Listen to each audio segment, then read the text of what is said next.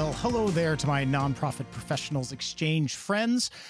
Saw a question from Amy Wood, and my best friend Sarah Meyer tagged me in this, and I'm going to answer her question that she has on this Facebook group.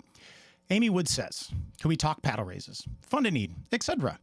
We have a luncheon, no gala, with a silent auction with about 300 attendees. We are fearful about doing a paddle raise and thinking it wouldn't be beneficial as half of our guests are friends of those corporate sponsorships. We set out donation cards at the tables and raise about $20,000 with that and personal checks mailed in.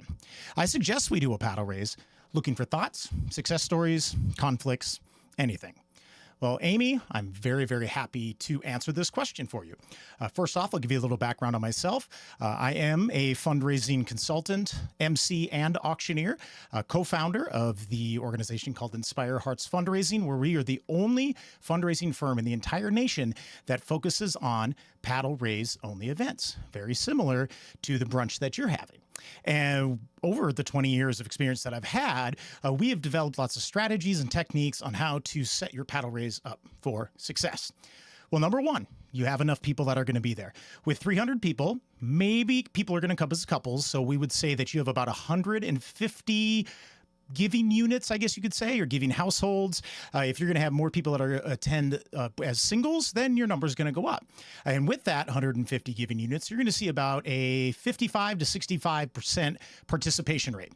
So if we break that down, that's about 80 people are going to participate in your paddle raise and your fund and need. And what we're seeing nationally is the average gift per paddle raise per attendee is about $419. So if we do some math, 80 people, $419. Your basic level of fundraising is going to be right around that $35,000, $40,000 mark. Now, there's ways that you can really enhance this.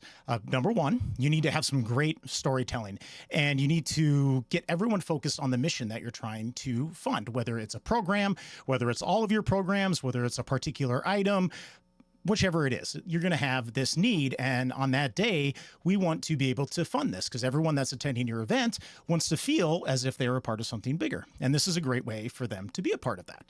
Well, number two, you also need to make sure that you're marketing the fact that you're going to be doing some fundraising at your event. Photos of people raising their paddles. Join us in our paddle raise, fund a need, cash call, fund the kids, fund the wish, whatever you're going to call it, and let people know that this is what you're going to have, because you have to set those expectations up front, because nobody likes to go to an event and it's surprise, we're doing a paddle raise. So you have to set those expectations. I always like to say, put the fab in your marketing. Fundraising, you're going to be fundraising. Activities, how are you going to be raising that money? Silent auction, fund and need, paddle raise, and then benefit. Who's this going to benefit? That's where you tie in your mission and you tie in your stories. So within that, you have your program, you have your cocktail, what we're calling the connection hour, where your silent auction bidding is going to happen. Now, best practices are utilizing a technology bidding platform. I think someone down below, that was Dawn, had recommended putting this online. You can totally do that. Lots of tech services that are out there that can help you to do that. And now we're into the room. We're into the ballroom or into the main program. And you have to set up your structure of your timeline and your program to be as effective as possible. And we like to say, don't save your fundraising until the end. Fundraise first and then celebrate the generosity that has happened beyond that. So you have to set a very particular timeline. And in a brunch or breakfast setting, you're going to have a very small timeline, 35, maybe 45 minutes at max. You have to start off, welcome, why we're here. Thank you for coming. This is our mission. This is our story. Storytelling, fundraising. You have to have someone that's up there that is experienced and comfortable making that pitch. And then having your individuals raising their paddles at whichever levels that's meaningful for them. Now, that person, that asker, that MC, that fundraiser, it's highly recommended. I'm going to say that you need to have someone that has experience within doing this. And I'm not saying someone that watched a YouTube video. I'm talking someone that has years and years of experience of hosting paddle raise, because you're going to have lots of auctioneers that say they can do that, but maybe aren't really as focused on fundraising as fundraising specialists or benefit auction specialists that are out there that have done this hundreds and hundreds and hundreds of times. And if you're not doing a live auction, you have to have someone that can capture the attention of the room, Inspire your guests, make that call to action, motivate them to take action, and then to collect all the donations through the paddle raise as possible. Everyone needs a paddle. Everyone needs a paddle. And the way that they get their paddle is on check-in, use that technology solution, make sure everybody's assigned a paddle, get them to pre-swipe their credit cards. Everybody has a paddle. And now, friends, here we are at the moment where everyone is able to give that level that's meaningful to you. So we'll invite you to please raise your paddle at the $10,000 level. Who could do that? Who could raise their paddle at the $5,000 level? Paddle goes up. Who could raise their paddle at the $2,500 level? 1,000, 500, 250, 100, however it is. And you always go high to low because you definitely want to call your larger donors to action. 80-20 rule. You're going to raise 80% of your money from 20% of your audience. But we want to engage 100% of the audience. And that's why you have to have someone that's amazing at helping to do that and to engage everyone that's in that audience. A lot of call and response, a lot of cheering, a lot of excitement, a lot of energy and motivation and inspiration that's in there. And then also you're going to need someone to be, tracking those numbers, those paddles that are coming in, the different levels that are there.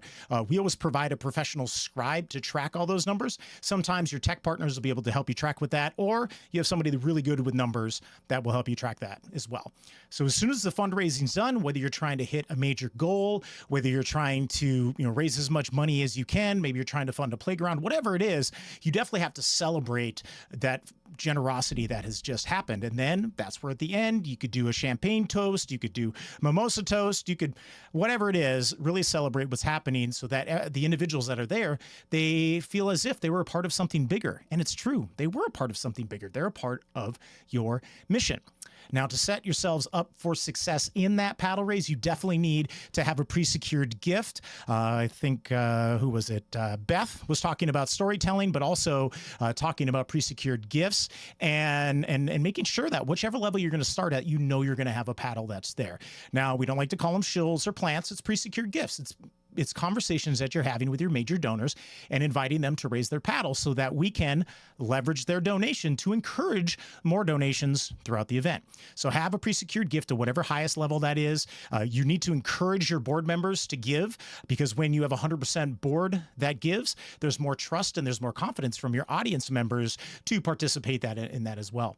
Now, you did have one very particular question at the end of that, talking about half of your room being guests of your sponsors. Well, this happens many, many months before, to where you're having great conversations with your sponsors, your philanthropic partners, your corporate partners that are with that, and letting them know that your event is very strategic and is very, very necessary, and your fundraising throughout the year is reliant upon this particular event. And you want them to invite individuals that not only have the capacity, but also the connection to your organization to make a gift. If those individuals are in your audience and they're not raising their paddle, they're just eating your food and drinking your drink and wasting you money.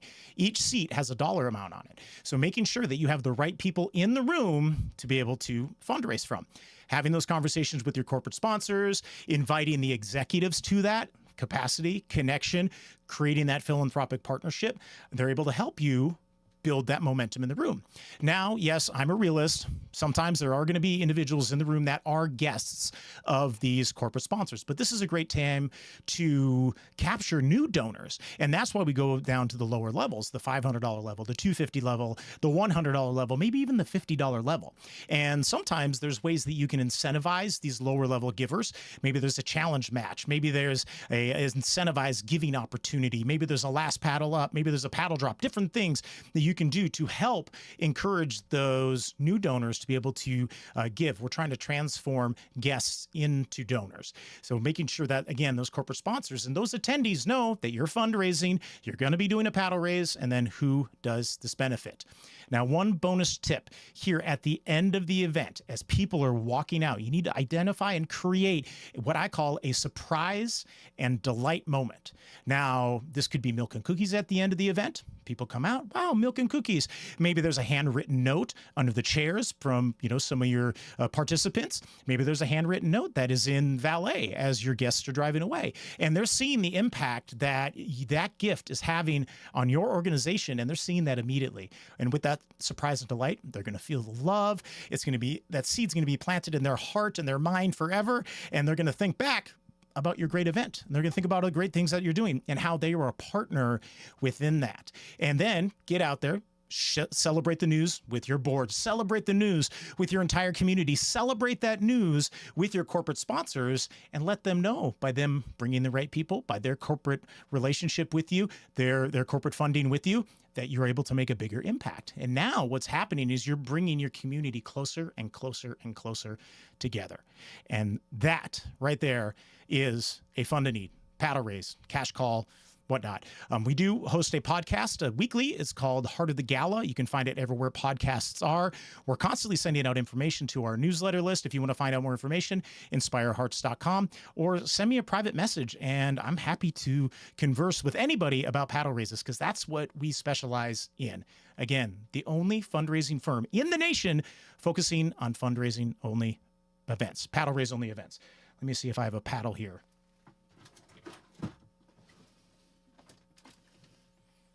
Where did all my paddles go? I am such an aha! There it is. This is what your paddle should look like, but not backwards. Big white letters, or big white cards, big numbers in very, very plain font. And now here's a chance that I'm going to help you raise more money. And we're just talking here. On the back side of your card, sell this as a sponsorship. That's right. Sell this valuable space as a sponsorship. This could raise $5,000, $10,000, $25,000 because everybody's going to have one of these in their hands. And it's this item right here that will be funding your mission, that will be funding the need that you have, and funding your programs and those that you serve for many years to come. Again, my name is Bobby D. Great question. That's such a great question. Sarah, thank you so much for tagging me in this. And Amy, I hope I answered your question. If I didn't, you have any more questions, please do reach out. All right. Thank you to everyone. Nonprofit Professional Exchange. Thank you for having me as a member, and go out, make an impact, change the world by using a paddle raise.